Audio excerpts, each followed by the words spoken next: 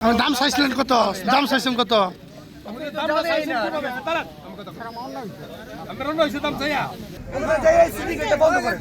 আমরা চাই এটা, ঠিক আছে, এটা বন্ধ করা উচিত।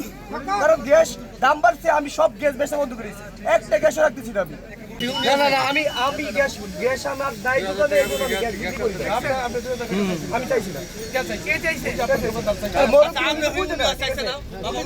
মালিক না, উনি তো দোকানের মালিক না। আরে হ্যাঁ, বিক্রি করে দে, গ্যাস তো নাই, হ্যাঁ দেশ থেকে না না না, হ্যাঁ মেনে ধরে তার কি পরিবেশ আছে, বেচারের পরিবেশ আছে, বিক্রি তো করবে। হ্যাঁ চাচা দিকে আসে আসে দিকে আসে। আর মুরব্বি বাবু, আচ্ছা ওর কথাটা বাদ দিলাম, আমি তো নিজে ওসব করতাম, ওনারে জিজ্ঞাসা করতে 2000 টাকা আর আমি তো দাম তো জানি না। দাম চাইছিলেন কত? দাম চাইছেন কত?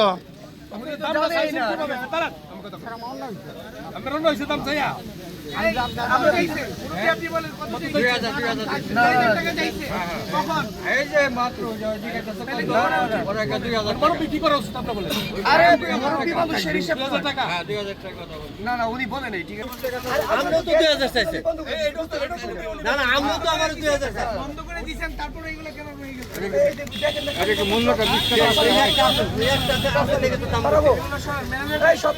সব ছাড়াই দিব। একটা আছে দেখে আমি দাম করছি যে কত মুরব্বি আমরা টোটালি বেচা বন্ধ করে দিয়েছি। মুরব্বির কথা বিশ্বাস আমি নিজে বাজারে ওই যে মেডালের সামনে